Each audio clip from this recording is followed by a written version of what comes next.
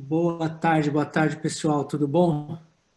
Mais uma vez, obrigado aí pela participação. Eu sou o Márcio Tamura, da SKZ. A gente tem feito aí às sextas-feiras aí um bate-papo com alguns convidados e hoje, gentilmente, a gente vai receber aí a presença de um amigo meu aí, o Alfredo, da DNA Invest, falar um pouquinho sobre investimentos. É importante agora nesse período aí, que estão um pouco conturbados aí por conta do coronavírus, mas vamos tentar aprender um pouquinho aí com ele aí, grande entendido aí do assunto. Alfredo, obrigado aí pela participação e por aceitar o convite aí. Obrigado você, Mário. Márcio. Obrigado você, Márcio. Obrigado pessoal aí do grupo SKZ. Tenho muita admiração pelo trabalho de vocês. A gente tem uma parceria aí de alguns anos já. Espero contribuir aí de alguma forma com essa conversa. Vocês estão vendo a minha tela aqui, o meu logo aqui na página de vocês? Estou vendo sim. Legal, então vamos lá. Nossa empresa chama DNA Invest, tá? Invest é porque é uma empresa de assessoria de investimentos, e DNA não é porque é do Daniel, do Natanael e do Alfredo, tá? É DNA porque a gente teve um insight aí de que cada um, né, cada pessoa no mundo tem um DNA diferente, né? Cada pessoa, se for dois irmãos aí univitelinos, quer dizer, oriundos do mesmo óvulo, né? Eles, a partir do momento que tem a primeira divisão celular lá, que você tem aí agora já dois ovos separados, dois embriões separados, você já tem mutações celulares que tornam pessoas diferentes. Apesar de você, às vezes, olhar dois irmãos gêmeos univitelinos e achar que eles não têm nada diferente, sim, sempre tem uma pintinha aqui, sempre tem um detalhe ali, a personalidade, às vezes, é diferente. Então, partindo dessa premissa, a DNA Invest, nossa empresa, tem duas missões básicas, tá? A primeira, vender o que o cliente quer, né? E da forma com que ele quer.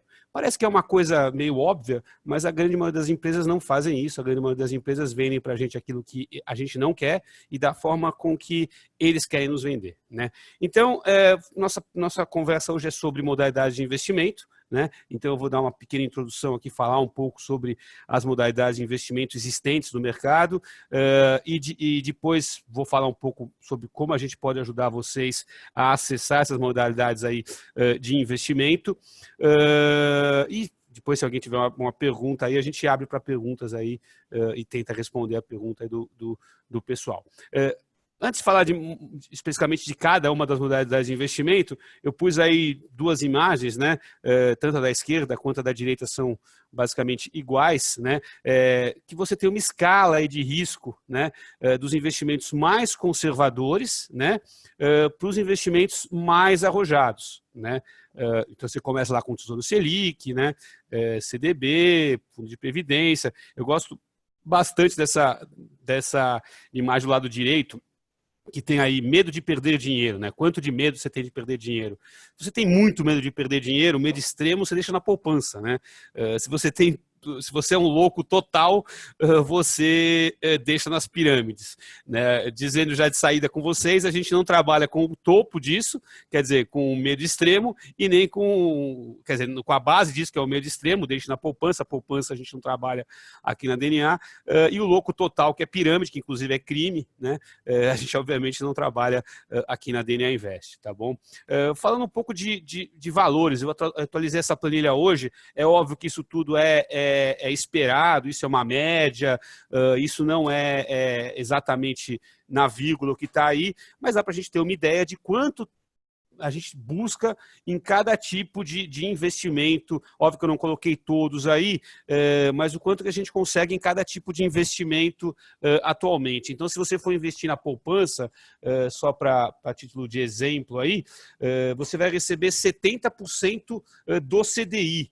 O CDI, para ficar mais fácil de explicar, CDI é o significado de Certificado de Depósito Interbancário. É o valor que os bancos cobram de taxa para emprestar entre eles. Mas para ficar mais fácil, a gente pode dizer que ele é muito próximo, ele é igual à taxa de juros. Então, se a taxa de juros está 3% ao ano, a Selic, né, a taxa básica de juros, a poupança rende sempre 70% da Selic, né? Então, a poupança está rendendo aí 2,10%. Depois você tem CDB de banco grande, tá? CDB de banco grande vai pagar aí de 80 a 90% do CDI. Né? Então, 90% de 3% vai dar 2,70 ao ano. Tá? Se você quiser colocar, por exemplo, num título público, mais conhecido deles é o Tesouro Selic. O Tesouro Selic vai render a Selic, né? Que vai dar por volta aí de 3% ao ano.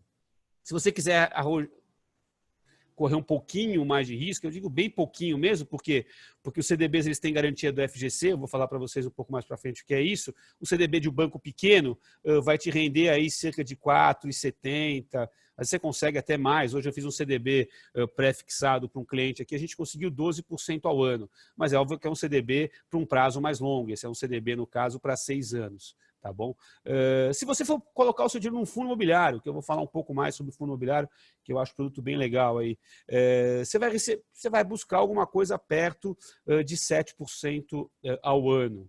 Fundo multimercado, existem N fundos multimercado, desde os mais conservadores aos mais arrojados, mas você vai buscar alguma coisa aí perto de 10% ao ano no fundo multimercado. E se você for para o fundo de ações, óbvio que existem fundos de ações também com conservadores dentro do que pode ser conservador no fundo de ações, até fundos de ações aí mais alavancados, mais arrojados, mas a ideia é buscar aí uns 18% ao ano nesse cenário atual. Ok? Bom, falando um pouquinho das modalidades de investimento, explicando detalhadamente um pouquinho de cada uma delas. Tá?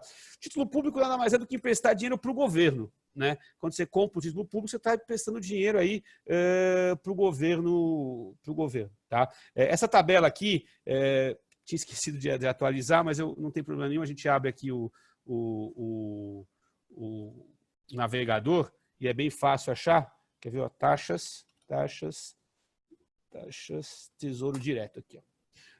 Então, quando você empresta dinheiro para o governo, né? Quando você compra um título público, você está emprestando dinheiro para o governo. Existem várias modalidades que você pode emprestar dinheiro para o governo. A mais conhecida delas é o Tesouro Selic. Né? O que ele vai fazer? Ele vai pagar a taxa básica de juros, no caso aqui, mais 0,03% ao ano. Tá bom? Existe outra modalidade de título público, que é o título público pré-fixado. Né? Então, você entra no título público, nesse caso aqui, para 2031, você vai receber 6,91% ao ano. Se você quiser com um título público mais curto para 2023, pré-fixado, que você sabe quanto você vai receber no momento da aplicação, 4,19% ao ano. Existe uma outra terceira modalidade, título público, que ele paga índice de inflação, que é o IPCA, que ele é variável, né? A inflação, por acaso, hoje na quarta-feira saiu o IPCA, acumulado nos últimos 12 meses está em 1,88%. Né? Então, você vai receberia 1,88 mais 2,66 se for do público de 2026. Se for de 2045, né, é IPCA mais 4,40. Existe a modalidade que você recebe tudo no final, existe a modalidade que você recebe juros semestrais de título público. Tá? Voltando aqui para a apresentação, vocês devem estar vendo a tela aqui. Então, você empresta dinheiro para o governo, ok? Quem garante isso é o Tesouro Nacional, e é por isso que a aplicação mais conservadora que existe, a garantia é do Tesouro Nacional. O Brasil nunca deu calote nem na dívida externa e nem na dívida interna. A grande maioria dos países que dão calote na dívida externa. É óbvio que existem países que dão calote também na dívida interna. Quando ele dá calote na dívida interna significa que ele não está pagando os títulos públicos. Isso aconteceu com a nossa vizinha aqui, Argentina. Okay?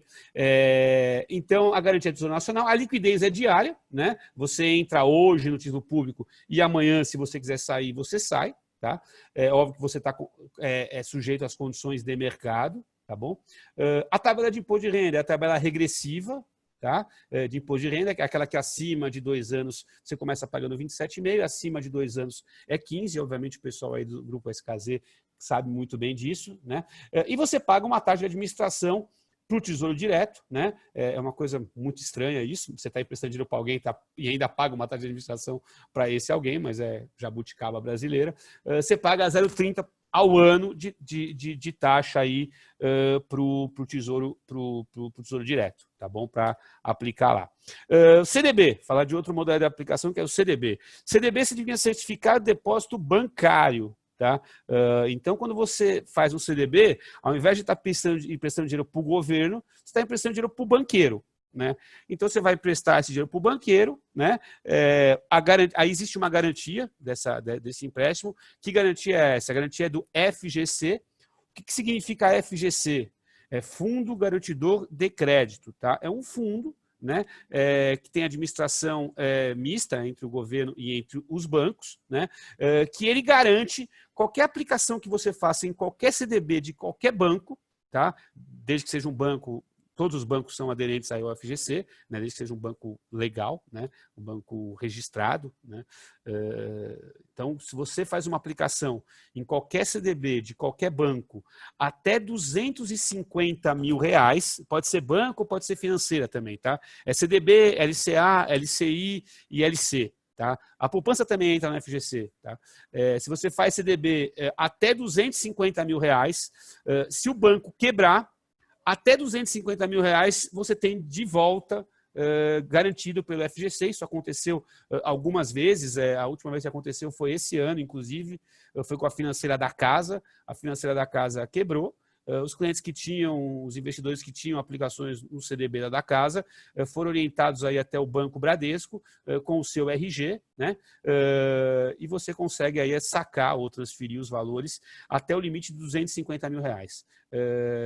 250 mil por banco emissor, somando-se todo o FGC, 1 milhão. Então, se você tiver 200 mil em 5 bancos, né, 200 mil reais em 5 bancos, e esses 5 bancos quebrarem, no período de 4 anos, você tem garantia do FGC de todo esse 1 milhão, né, 200 mil em cada banco, né, não atingiu mais 250 mil, né, você tem a garantia aí do FGC, tá bom? No limite aí, então, mais uma vez, de 1 milhão no total. Tá bom?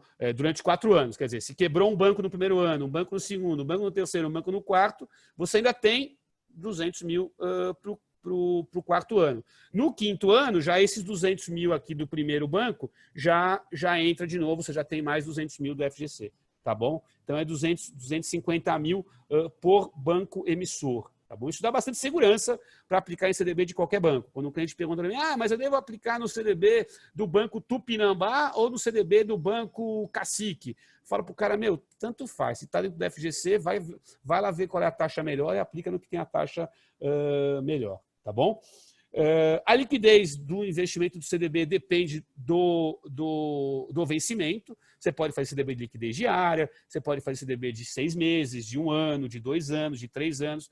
Claro que quanto maior o prazo do CDB que você está aplicando, né, quanto mais longo esse prazo do CDB, maior a taxa que o banco vai te pagar. Né? Se você fizer um CDB, vamos falar do CDB pré-fixado. Se você fizer um CDB pré-fixado, de 1 ano, talvez você receba aí alguma coisa perto aí de 5%, 6% ao ano. Se você fizer um CDB, como eu falei no começo, de 6 anos pré-fixado, talvez você receba alguma coisa perto aí de 12% ao ano. Então, quanto maior o prazo que você for aplicar o CDB, maior a taxa que o banqueiro vai te pagar. Por quê? Porque quando você deixa o dinheiro no banco e fala para o cara assim, para o banqueiro, esse CDB é de liquidez diária. Qualquer momento eu posso sacar esse dinheiro. Ele só vai poder também emprestar o dinheiro para alguém que ele possa pegar de volta a qualquer momento. Se você diz para o banqueiro, não, banqueiro, eu está com você aí, eu vou pegar de volta. Aí ele pode fazer operações de mais longo prazo e cobrar taxas mais altas. Né? Então, depende da liquidez do investimento, você vai ter uma taxa maior, seja uma taxa pré, né? Que é uma taxa que você sabe quanto vai receber na entrada, quanto uma taxa pós, que é atrelada ao CDI, né? Como também se for uma taxa, uma operação que pague IPCA, né? Inflação mais juros. Em todos os casos, quanto maior o prazo, maior a taxa. Tá bom? O imposto de renda também observa a tabela regressiva de R. Obviamente, as aplicações de LCA, letra de crédito agrícola, e LCI, letra de crédito imobiliário, não tem imposto de renda. Né? São isentas aí de imposto de renda, mas também geralmente elas pagam taxas menores por conta dessa isenção aí de imposto de renda. E você não tem custo operacional para aplicar em CDB. Fred, acho que a Alicate é melhor. Oi? Alguém falou alguma coisa? Bom, vou continuar. você não tem custo operacional para aplicar em CDB. Mas, Alfredo, o banco não ganha dinheiro? Sim. Obviamente, quando você faz o CDB, o banco, a corretora ganha dinheiro. Onde eles ganham? Eles ganham na diferença entre o custo de colocação do papel. Então, se você vai lá na corretora e compra um CDB pagando 12% ao ano, muito provavelmente o CDB chegou na corretora, foi colocado na prateleira da corretora a 12,30% ao ano. Então, esse 0,30 vai ser o quanto a corretora aí vai ganhar, tá bom? Vamos continuar. Fundos de investimento, né? Lá no exemplo, eu coloquei lá o fundo de investimento multimercado, né? E aqui eu achei legal colocar toda a cadeia aí de fundos de investimento que você pode ter, né? Então, qual é o principal risco do fundo de investimento? O principal risco do fundo de investimento é o risco de gestão. É o gestor fazer besteira, né? É o gestor comprar uma ação, por exemplo, se for um fundo de ações que não é legal. É um gestor eventualmente investir numa taxa de juros num fundo multimercado e essa taxa de juros subir, ele investir com a taxa mais baixa, ele vai perder no PU, né? Então, o risco é de gestão. Quando você compra um fundo, quando você aplica em cotas de fundos de investimento, você está sujeito à gestão do fundo. Então, todo fundo tem um gestor, né? Que é quem vai tomar as decisões pelo fundo. Só que esse fundo tem uma regra, né? Tem o regulamento do fundo. Então, o gestor precisa seguir o regulamento do fundo. E quem é a pessoa que vai fiscalizar o gestor? É o administrador do fundo.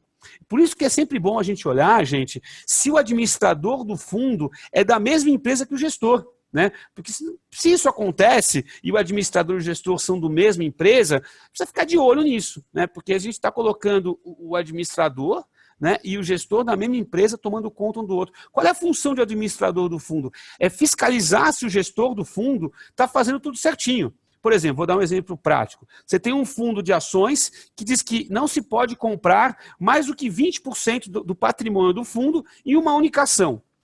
Qual é a função, qual é a prerrogativa? O que o administrador precisa fazer? Né? Qual é a obrigação do administrador? Verificar a todo momento se o gestor não está em nenhum momento comprado em mais de 20% do patrimônio do fundo em uma única ação. Se em algum momento ele ficar com mais de 20% do patrimônio do fundo em uma única ação, o administrador vai mandar um aviso para o gestor e também ao mercado, dizendo, olha, esse fundo aqui está desenquadrado. Você tem aí 48 horas para reenquadrar esse fundo. Né? Se não for enquadrado, o administrador, inclusive, pode abrir mão da administração, renunciar à administração do fundo. Isso, obviamente, é muito raro. Tá? Mas a função do administrador é exatamente essa, né? É fiscalizar as atividades aí do gestor, né? Então, esse é o risco de um fundo, ok?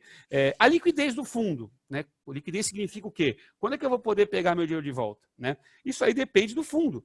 Tem fundo com liquidez em um dia, tem fundo com liquidez em uma semana, 30 dias. Eu conheço fundos com liquidez até de um ano, né? Tem fundos que você não pode pedir o resgate. Tem fundos com prazo de maturação. Esse fundo aqui é um fundo que você só vai poder sacar o dinheiro daqui a 5 anos. Ou só vai poder sacar o dinheiro quando o gestor se desfizer desse fundo, né? Então, existem várias modalidades de fundo. É importante que você conheça, né? Qual é a modalidade de fundo que você está investindo e qual é o prazo de resgate desse fundo de investimento. Mas o fundo é uma forma de investimento passivo. Quer dizer, você coloca a tua grana na mão de um especialista para ele tomar conta aí do seu dinheiro. Ok? E esse especialista, que é o gestor do fundo, precisa respeitar as regras do fundo. Ok? Que você também tem acesso a elas. Tá bom? Imposto de renda. Imposto de renda de um fundo de investimento segue a tabela regressiva de R, ok? Então, você vai aí pagar imposto de renda de acordo com a tabela regressiva aí, de imposto de renda, tá bom? E a taxa de administração, quanto você vai pagar por esse fundo? Isso depende. Tem fundo com taxa de administração 0, que não cobra nada de taxa de administração, e tem fundo com taxa de administração de 3, 4%. Importante dizer que todos os fundos de investimento, quando mostram a sua rentabilidade lá na lâmina, quando você vê aquele gráfico, não sei quantos de vocês já viram o gráfico da rentabilidade do fundo, depois, se vocês quiserem, eu posso mostrar alguns gráficos aqui de rentabilidade de fundo. Esses gráficos, ou essas tabelas de rentabilidade que aparecem lá nas lâminas dos fundos, eles são sempre livres do quê? De taxa de administração. Você não pode mostrar a rentabilidade do fundo embutindo aí a taxa de administração, porque você conseguiria aí uma rentabilidade maior. Então, pela legislação vigente, você sempre vai mostrar uma rentabilidade de fundo, nas lâminas, se chama lâmina dos fundos de investimento, né? Essa lâmina precisa estar lá com a rentabilidade já expurgado a taxa já líquido de taxa de administração. Okay? Outra taxa que existe em alguns fundos, principalmente nos fundos de ação, é a taxa de performance. Né? Então, vou dar um exemplo. Você tem um fundo de ações qualquer aí, e o fundo diz assim, olha, se eu conseguir, gestor do fundo, ganhar do índice Ibovespa, por exemplo, eu vou cobrar 20% do que superar o Ibovespa. Né? Às vezes é uma coisa legal, porque você estimula o gestor a ganhar do Ibovespa, né? E você vai dividir aí 20% do que der acima do Ibovespa aí com o gestor. E também, quando o fundo tem taxa de performance, quando se apresenta a rentabilidade do fundo, essa rentabilidade tem que estar livre de taxa de performance também, além da taxa de administração, tá ok? Vamos continuar aqui. Fundo imobiliário. Fundo imobiliário atualmente tem sido um produto bastante demandado pelos clientes. Por quê? Porque o brasileiro é um investidor patrimonialista, ele gosta de investir em imóveis, ele gosta de ter a sua renda mensal. Né? Aí o investidor começou a perceber que investir em imóveis, às vezes, é mais complicado e dá mais dor de cabeça do que investir em fundos imobiliários. Eu fiz aqui uma pequena comparação aqui do lado direito desse slide, né, sobre os fundos imobiliários e a compra de um imóvel. Primeiro, quando você compra um fundo imobiliário, né, e você tem a rentabilidade, o fundo imobiliário, você participa de um... O que é um fundo imobiliário? Antes de explicar um pouquinho o que é um fundo imobiliário. É um fundo, é um consórcio de pessoas, né, que compram um imóvel, né, ou vários imóveis, né, e esse tem um administrador que cuida da administração disso. Né. Então, eu vou dar um exemplo prático de um fundo que eu gosto bastante. Tem um fundo que chama SP Downtown, SPTW11. Eu conheço esse fundo desde a fundação aí dele. Acho que faz mais de 10 anos aí. O fundo, são 2 prédios, é um fundo pequeno, são 2 prédios, um no Belenzinho, um no Paris, alugados por uma mesma empresa, por uma empresa que chama Atento, é uma empresa de telemarketing. Né? Então, você tem as cotas desse fundo, né? As pessoas que são cotistas desse fundo recebem o quê? O seu percentual, vamos supor que você tenha 10% desse fundo, e esse fundo o aluguel desses 2 prédios, somando aí, dá 100 mil reais. Né? Você tem aí uma taxa de administração, vamos supor aí de 1%, né, desses 100 mil reais, aí vai sobrar aí 99 mil reais. Se você tem aí 10% desse fundo, você vai receber todo mês na sua conta 9.900 reais. E o legal disso é o seguinte, todo aluguel que você recebe mensal desse fundo imobiliário, ele é livre de imposto. Ao passo que quando você tem um imóvel, né, e compra esse imóvel e recebe aluguel desse imóvel, você precisa pagar imposto de renda. Se for na pessoa física, é mais de 27% de imposto de renda. Se for na pessoa jurídica, aí já cai para 15%, mas você vai ter que pagar o imposto de renda. Né? Então, quando você tem aluguel do fundo imobiliário, você não paga imposto de renda. Seus aluguéis caem mensais. Existem fundos imobiliários com patrimônio aí de mais de 200, 300, até fundos imobiliários com 800 milhões de patrimônio, então espalhados aí em imóveis pelo Brasil todo. Né? Eu dei um exemplo de um fundo pequenininho, mas existem, por exemplo, um fundo bem conhecido, o fundo do Banco do Brasil, das agências do Banco do Brasil. Então, todas as agências do Banco do Brasil estão dentro desse fundo. Né? Existem vários tipos de fundo imobiliário. Outra coisa, outra comparação aí com relação entre o fundo imobiliário e comprar um imóvel real. Né? Quando você compra um fundo imobiliário, e esse fundo está separado aí em galpões logísticos, em imóveis residenciais, imóveis comerciais, né, shopping centers, né, você está com a sua posição pulverizada, você está diversificado, né? Ao passo de quando você tem um imóvel só, você está muito concentrado num único produto. Né? Se você tiver um problema naquele imóvel, se de repente construir uma favela perto daquele empreendimento, né? Ou se tiver algum problema de zoneamento, então você está sujeito aos problemas de um imóvel só. Ao passo de quando você investe num fundo, esse risco é pulverizado. Outra coisa, quando você investe no imóvel, você que muitas vezes tem que fazer, você pode terceirizar a administração, mas muitas vezes você tem que fazer a administração. E não é legal você lidar com inquilino, lidar com um problema de síndico, às vezes IPTU, que você está com o imóvel desalugado e você precisa pagar, o condomínio. Né? Quando você está no fundo imobiliário, isso é função do administrador aí, do fundo imobiliário. E eu acho que a outra vantagem do fundo imobiliário, para terminar aqui, qual que é? Vamos supor que você tem um imóvel que vale R$100 mil. Tá? E você consegue lá nesse imóvel lá R$500 por mês de aluguel, 0,5% do valor desse imóvel de aluguel por mês. É bem difícil você conseguir 0,5%, mas vamos lá, vamos levar em consideração que você conseguiu 0,5%. Vai lá, paga imposto de renda, tal, vai sobrar lá 0,40 do valor, R$400 por mês que você tem limpo na tua mão desse imóvel que você está alugado aí, que vale 100 mil, que está alugado por R$500. Você com R$400, você consegue comprar um pedacinho do vizinho? Não consegue. Né? Eu quero comprar um pedacinho aqui do meu vizinho para aumentar o tamanho do meu imóvel aqui. Não consegue. Já no fundo imobiliário, com R$100, às vezes com R$80, você consegue comprar uma nova cota. Então, todo mês que cair dinheiro na tua conta desse aluguel, você consegue comprar novas cotas desse fundo que você tem ou de outros fundos. Existem mais de 500 fundos imobiliários, mas uns 300 fundos imobiliários já listados na Bolsa de Valores brasileira. Né? O oposto também é verdadeiro. Vamos supor que você tenha lá aquele imóvel de R$100 mil. E de repente dá uma dor de barriga, ou você de repente fala, quero fazer uma viagem para Disney, vou precisar lá de R$10 mil para fazer uma viagem. Vai ser bem apertado, mas só para dar o exemplo. R$10 mil aqui agora, o dólar está caro. Né? R$10 mil vai dar aí $2 mil. Né? Mas fazer uma viagem aqui para a Argentina, né? Com R$2 mil. Eu quero R$10 mil para fazer uma viagem. Dá para você pegar e vender 10% do seu imóvel? Não dá. Não dá para você vender 10% do seu imóvel. Já no fundo imobiliário, se você lá tiver R$100 mil em cota de fundo imobiliário, cada cota vale R$100. Você vai lá na bolsa e vende. Né? Então, o fundo imobiliário você tem mais liquidez, você tem mais facilidade de negociação, é mais simples, não paga imposto de renda. Então, só tem vantagem perto aí do imóvel físico. Tá, ok? Qual é o risco do fundo imobiliário? O risco de gestão, né? Quando você está comprando fundo imobiliário, você tem um gestor também, igualzinho ao fundo, aos fundos multimercado, fundos de ações, fundos de renda fixa. Né? Existem fundos de laje, que são os fundos de tijolo mesmo, né? Os fundos de recebíveis, que tem LCA, que tem LCI, que é a letra de crédito imobiliário, e CRI lá dentro, fundos de recebíveis imobiliários. E os fundos mais legais atualmente para você investir são os fundos de fundos. São fundos que compram cotas de fundos imobiliários. Né?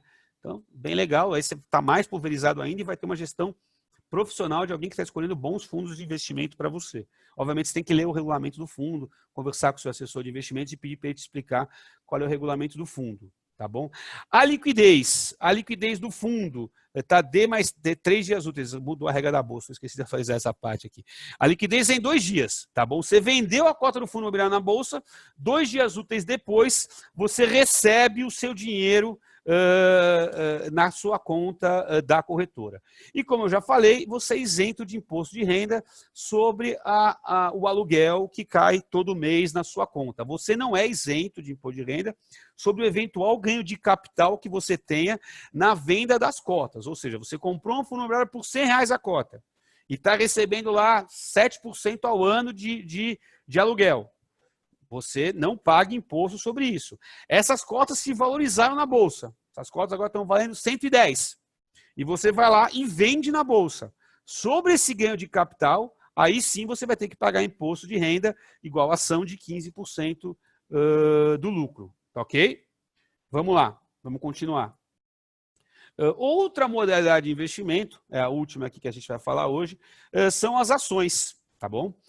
Quando você compra uma ação, você se torna sócio daquela empresa a qual você comprou as ações. Então, você tem um pedacinho da empresa. Qual é o risco que você tem? O risco é de mercado. O risco é de você comprar uma ação de uma empresa e essa empresa quebrar. Ou o risco é você comprar uma ação de uma empresa e essa empresa não dá lucro. Porque quem compra uma ação de uma empresa busca o quê? Participar dos lucros dessa empresa, que são pagos como? Através dos dividendos.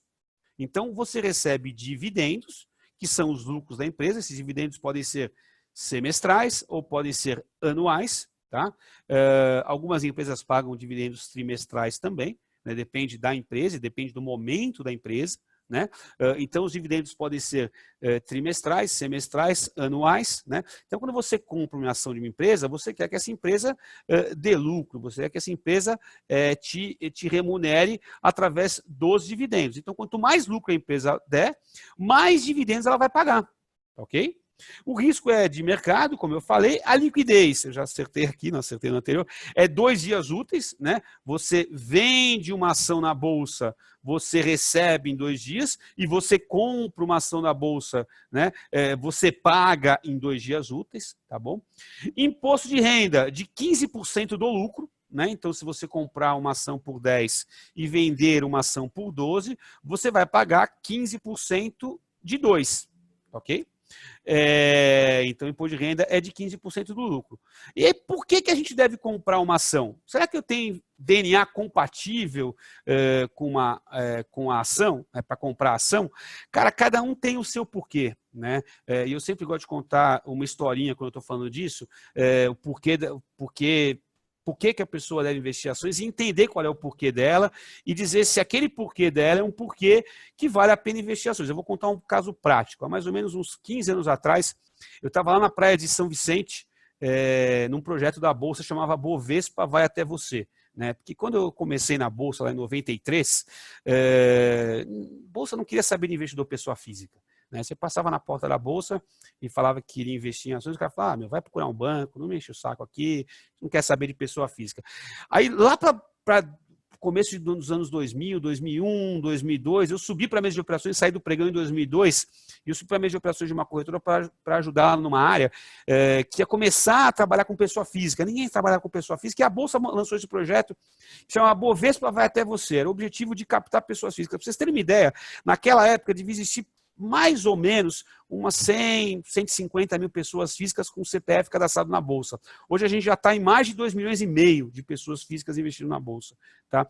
Então aquele projeto era o seguinte, tinha lá, tinha o Bovespa Vai à Praia, Bovespa Vai ao Clube, foi uma vez no Clube Pinheiros, outra vez no Clube Paulistano, Bovespa Vai ao metrô, eu lembro que eu fui uma vez no metrô Tatuapé, né? Bovespa Vai ao futebol, então ia lá antes do jogo de futebol, montava um stand, e dessa vez a gente estava no Bovespa Vai à Praia, e aí a gente pôs o stand lá, tá, e ficavam umas menininhas lá para chamar o público. Quando alguém se interessava em investir em ações, aí a gente chamava para conversar com a gente estava lá de polo, tal, camisa da Bolsa, e sentava com alguém e contando o porquê. Chegou um casal para conversar comigo, um casal jovem, devia ter mais ou menos uns seus 23, 24 anos, e a gente batendo papo, queria investir em ações, queria entender um pouco mais como é que funciona, tal, precisava abrir a conta na corretora, e eu perguntei para eles, mas por que vocês querem investir em ações? Qual é o objetivo de vocês para investir em ações? Né?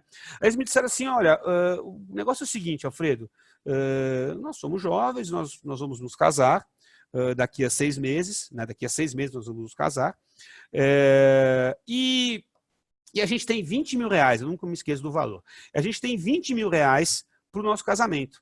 E esse dinheiro já está reservado, já está numa conta de poupança para esse fim, que é o casamento, e a gente vai conseguir pagar todos os custos do casamento com esses 20 mil reais. Mas o nosso objetivo em investir na Bolsa foi o seguinte, a gente quer dar uma turbinadinha no casamento. Eu olhei bem para eles e falei assim, como assim, turbinadinha no casamento? Explica melhor. Olha, é o seguinte, Alfredo, quando ela for entrar na igreja, né, a gente contratou uma pessoa para cantar, né, uma pessoa que canta, né, para cantar quando ela for entrar, né, vai cantar lá Ave Maria e tal. Mas a gente queria também um violinista, que ficaria mais legal um violinista, né? Só que o violinista está fora do nosso orçamento. E outra coisa, a bebida que a gente vai servir, né? A gente vai servir um vinho assim, mais ou menos. Poxa, a gente queria servir um Prosecco mais, com uma qualidade melhor, né? E a gente vai servir só um prato no casamento. Quem sabe a gente podia pegar esse prato, dar uma melhorada, colocar um camarão lá, tal, né? Então é esse o nosso objetivo, é turbinar, né, esse dinheiro do nosso investimento em ações. Né? Nosso porquê é esse, né? Turbinar o investimento, o dinheiro que a gente tem já no nosso casamento para fazer um casamento melhor. Aí eu olhei bem para a cara deles e falei assim, olha, com todo respeito, o porquê de vocês é um porquê errado. Por quê? Porque o prazo de investimento de vocês é de 6 meses. E 6 meses é um prazo muito curto para se investir em bolsa. E você já tem o dinheiro que você quer. Você quer casar e você já tem o dinheiro para casar. E naquele momento, 2002, já tinha passado o lance das Torres Gêmeas, né? Foi em 2001, né? Já tinha passado lá o 11 de setembro, a bolsa tinha despencado, já estava recuperando. Eu achava que efetivamente naquele momento era um bom momento para investir em ações, né? Estava no começo do governo Lula, ele tinha escrito a carta aos brasileiros, né? O Brasil tinha acabado de receber grau de investimento, a economia estava andando, as commodities bombando, e eu achava assim que apesar de eu não ser analista e a gente sempre tem opinião em cima, baseado naquilo que os analistas dizem, a gente não tem opinião própria, a gente escuta os analistas e passa, então os analistas achavam que a bolsa era boa, mas eu falei para eles, olha, o pior lugar para você investir dinheiro nesse momento é na bolsa. Por quê? Eu vou dar para vocês o porquê. Porque a bolsa é um investimento de renda variável. Assim como ela varia para cima, ela pode variar para baixo. A gente acha que a bolsa pode subir, mas nada pode garantir que isso vai acontecer. Então vamos supor que vocês compram 20 mil reais em ações, né? E o que acontece? Um mês antes de vocês casarem, daqui a 5 meses, vão casar daqui a 6, mais um débil mental derruba uma torre em Nova York. As ações despencam. Vocês vão precisar sacar o dinheiro. E ao invés de casar num buffet, vocês vão casar num boteco. E vocês vão sair por aí dizendo que a bolsa é cassino.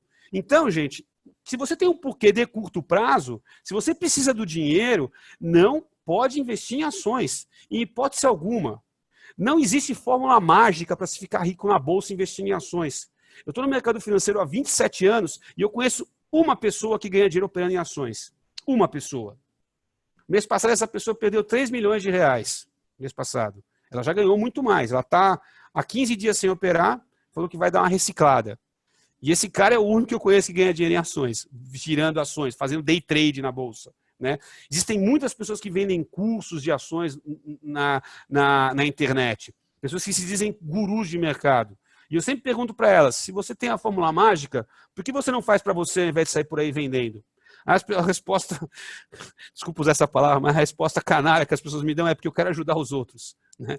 Não existe. A ação é um ótimo investimento, muito bom, mas para longo prazo. Você vai ficar rico trabalhando. Você não vai ficar rico operando na bolsa. Tá ok? E é muito bom investir em ações, sim, né? Mas para longo prazo. Então, por que precisa ser um porquê de longo prazo? E como? Você precisa procurar uma sociedade corretora. Por que você precisa procurar uma sociedade corretora? Porque você não pode ir lá na bolsa e dizer assim, eu quero comprar ações da Petrobras, eu quero comprar ações do Banco do Brasil. Ninguém vai dar bola para você. Você precisa ter um representante na bolsa. E esse representante na bolsa, para que ele serve? Ele serve para garantir para aquele outro cara que está vendendo as ações para você, que você vai pagar. Porque se você não pagar, aquela corretora precisa honrar a operação. Mesma coisa vale para venda. Né? Quando você vende uma ação na bolsa, se você não tem essa ação que você vendeu, a corretora obviamente te bloqueia disso, mas se a corretora não te bloquear de você vender uma ação que você não tem, você vende, a corretora precisa entregar. Então a corretora está no meio dessa operação porque a corretora é que garante as operações. Né?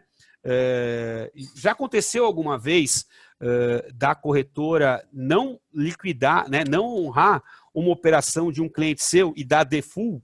Já aconteceu. Isso aconteceu um ano antes de entrar na bolsa, em 1992, no caso do Naginarras. Depois vocês dão um Google aí, vocês vão olhar. A corretora realmente quebrou.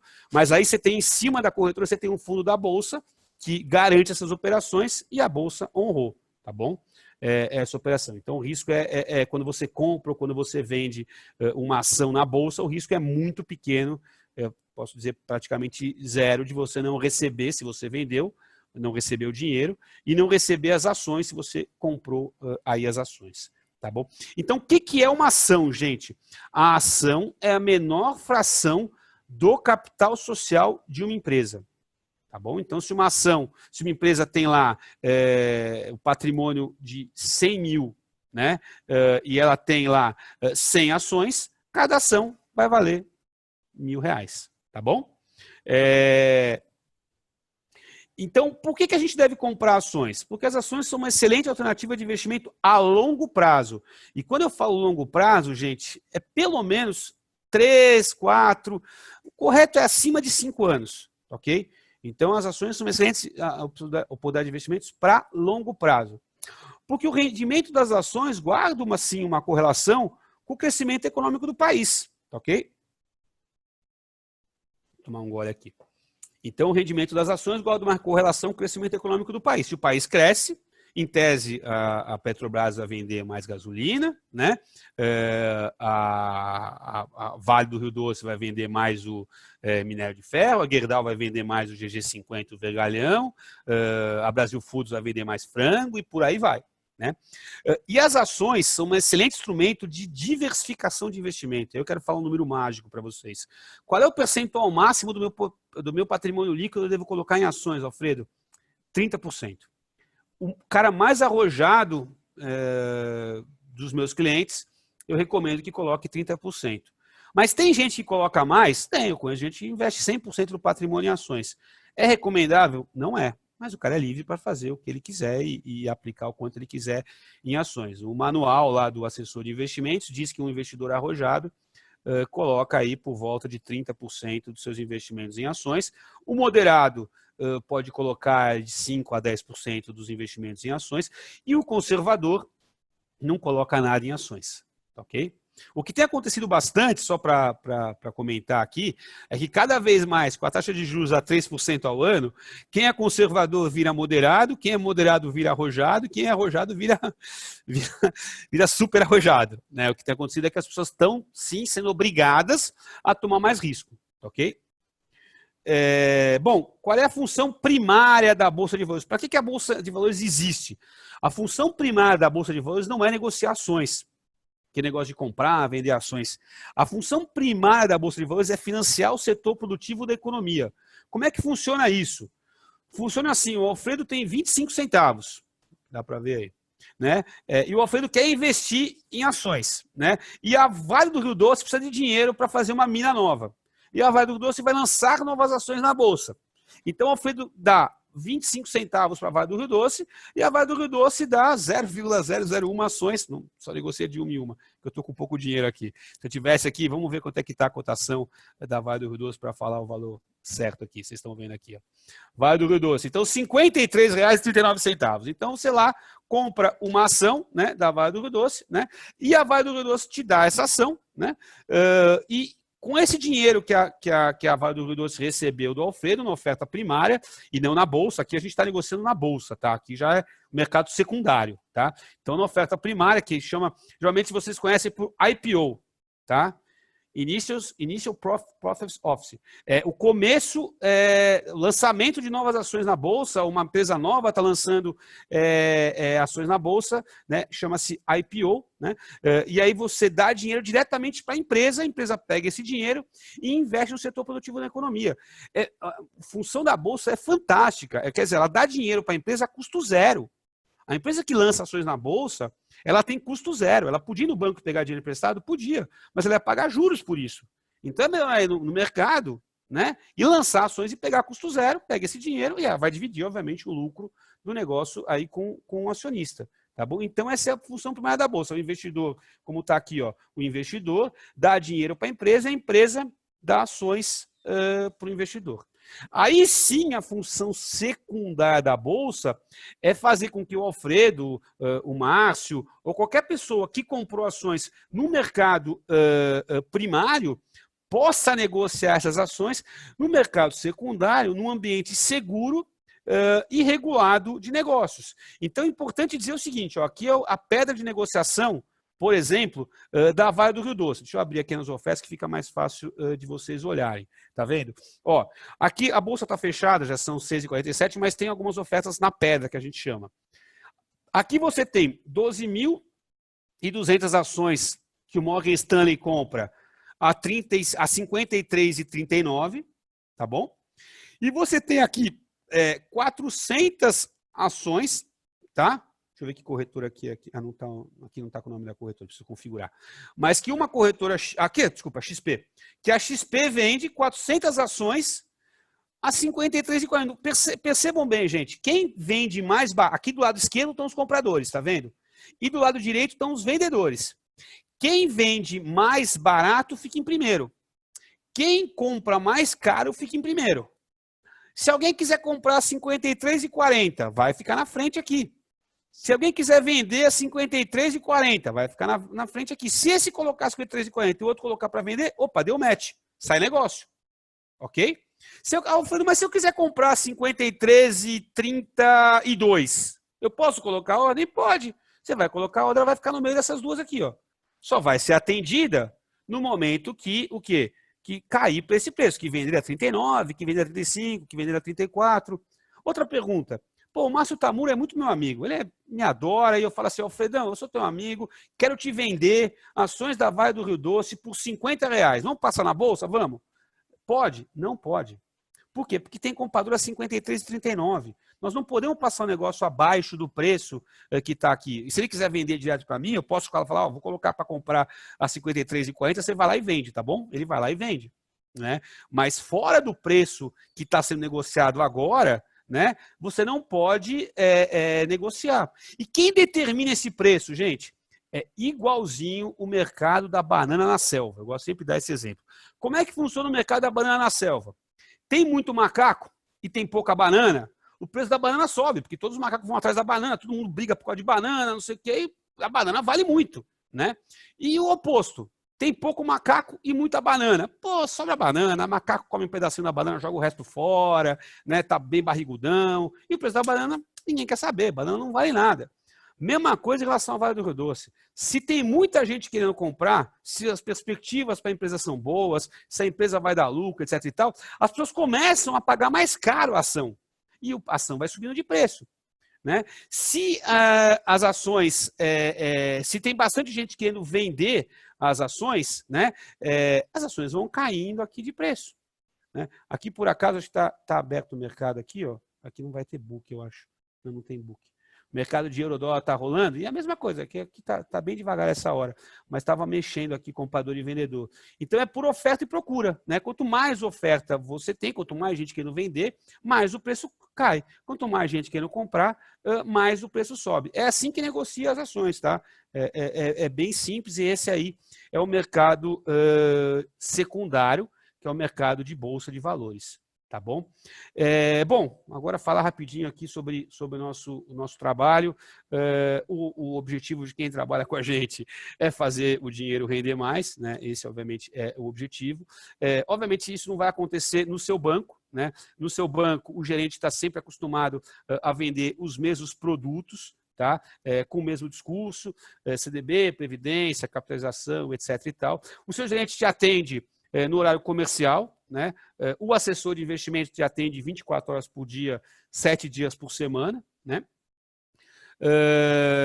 Nossa profissão, a gente chama de agente autônomo, porque a CVM, a gente chama de assessor de investimento porque a CVM permite, mas o nome técnico é agente autônomo de investimento. Existe uma instrução CVM, que é a instrução 497, tá bom? Que rege a nossa atividade de agente autônomo. Ela diz o seguinte: primeiro, nós não podemos tomar decisões pelos clientes. É eles que precisam tomar decisão, eles vão dizer o sim ou não. A gente explica, conta o risco, fala o que o analista falou que é bom, o que o analista falou que é ruim, o que o economista falou, né? A gente filtra todas as informações que a gente recebe, e aqui na DNA Invest a gente trabalha com 5 corretoras aqui no Brasil, então a gente filtra todas essas informações, né?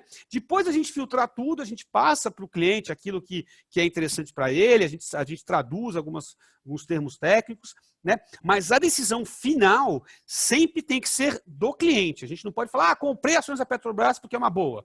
Para você, não. A gente pode ligar para o cliente e dizer assim, ó, você estava de olho numa ação para comprar, se você tem perfil de investidor para comprar ações, e eu acabei de receber aqui um relatório da casa de análise da Ágora, e a Ágora recomenda a compra de ações da Petrobras por isso, as ações estão cotadas agora a R$20, sei lá, e o preço-alvo dessas ações, o quanto eles acham que vai chegar, é R$30. Você tem interesse em comprar? Ah, tenho. Então vamos lá, você quer comprar quantos reais? A tantos reais. Isso vai dar para comprar tantas ações. Vamos comprar? Vamos. E vai lá e compra. Mas a ordem tem que ser do cliente, ok? Bom, só a título de exemplo, 85% dos americanos que investem, 85% dos americanos que investem através dos assessores de investimento. Não vão direto no banco ou direto na corretora. Eles buscam um assessor de investimento. E os americanos entendem muito mais de investimento do que nós brasileiros, né? No Brasil, para vocês terem uma ideia, dos brasileiros que investem, só 2% buscam assessoria de investimento, né? 98% dos brasileiros que investem escutam gente do banco, ou pior, escutam o médico, o dentista, o advogado, que dá aquele bisuzinho para ele, né? E vai investir em cima dessa sugestão de uma pessoa que não é profissional do mercado. Às vezes eu brinco. Outro dia me ligou, quando deu essa crise aí, acho que até que ele está escutando essa palestra aqui, não fique bravo comigo, ligou um amigo meu que é médico. E quando deu essa crise toda, aí o cara me ligou, já tinham dado 3 circuit breakers, né? Ele me ligou, falou, o que eu faço? Eu falei, como que você faz? Não, porque eu estou comprado em ações e a bolsa está despencando. Eu falei, mas cara, quantos por cento do seu patrimônio você tem em ações? Ele é médico, ganha bem e tal, né? Já tem casa própria, já está com os filhos quase encaminhados e tal. Ele falou, não, foi dos 100% da minha grana está em ações. E eu falei, quem te mandou colocar 100% da tua grana em ações? Ele falou, eu opero sozinho, entrei aqui no home broker, eu estou operando sozinho e tal.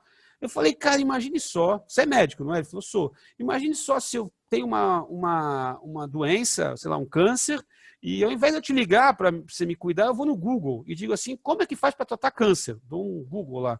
Deve ter um monte de informação lá. E eu vou lá, assim como uma daquelas lá, toma uma pílula, toma um chá do Santo Daime, vai numa benzedeira, e de repente eu tô quase morrendo e te ligo. Falo, cara, ó, tentei um monte de coisa e não consegui. Agora eu tô ligando pro médico me ajudar. O que você vai falar para mim? Ele vai falar, é complicado, né? Eu falei, então, cara, é complicado, né? Agora que você já tá 100% em ações, aí a gente bateu um papo e ele decidiu ficar com as ações e eu acho que não tá arrependido não, porque a bolsa estava em 63 mil pontos e hoje a bolsa está em quanto? 92 aqui, ó. Bolsa aqui 92 mil pontos, né?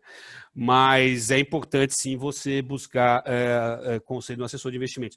Importante também, não está aqui na palestra, mas eu vou falar, quanto é que custa o agente autônomo de investimento? Quanto é que custa para você ter um assessor de investimento, um agente autônomo de investimento? O custo é zero, tá? Você não paga nada para ter um agente autônomo de investimento, mas a gente não ganha dinheiro? Sim, a gente ganha, a gente gosta geralmente muito de dinheiro e é bom que você tenha um assessor de investimentos que gosta de dinheiro. Como é que a gente é remunerado? A gente é remunerado assim, ó. Toda corretora, quando vai vender algum produto, ela precisa ter alguém para atender o cliente, né? Esse cara é um custo para a corretora. Se for um funcionário, esse funcionário vai ter salário, né? E esse funcionário, muito provavelmente de corretora a banco, pode ser que saia da corretora e meta lá no pau, vai ter o custo trabalhista, né? O risco trabalhista. Você vai ter que ter uma infraestrutura na corretora, você vai ter que ter um computador, você vai ter que investir em marketing, né? Você vai ter que investir em sistema de risco, você vai ter que investir em site, internet e tudo mais. Quando a corretora conta com assessor de investimento, trabalhista zero. Infraestrutura zero. Esse escritório aqui, vocês não estão vendo só a parte de trás da janela, somos nós que pagamos, né? Marketing, existe um marketing da corretora? Existe, sim, mas somos nós que estamos vendendo a corretora com a nossa credibilidade, né? 95% dos meus clientes aqui na DNA são indicações, né? É muito difícil você captar um cliente aí que não seja por indicação, né? Então, o custo operacional, eu antes de trabalhar aqui na DNA, a gente fundou a DNA faz 6 anos, né? Antes da gente fundar a DNA Invest, eu trabalhava como superintendente de uma corretora, né? E eu cuidava de algumas áreas, e uma das áreas que eu cuidava era da área de agente autônomo. A área de agente autônomo, você tem um custo operacional 2/3 menor do que o custo operacional de uma mesa proprietária. Então, o custo de vendas de uma área de agente autônomos é 2/3 do custo de vendas da mesa proprietária. A gente chama B2B, que é o agente autônomo, e o B2C, que é a venda direto para o cliente final, né? Então, é muito mais barato para a corretora vender através do agente autônomo. E a qualidade do atendimento de um agente autônomo é muito maior do que do funcionário de corretora. O funcionário da corretora vai chegar lá 9 da manhã, quando for 6 da tarde, às vezes 5 da tarde, ele desliga o telefone e vai embora para casa. O agente autônomo, às vezes, chega no escritório às 7 da manhã, mas se não chegar às 7 da manhã e o cliente ligar para ele às 6 da manhã, ele vai atender o cliente. Porque o cliente vai ter o celular do agente autônomo, né? Vai ter o telefone dele, vai falar com ele por WhatsApp no final de semana. Né?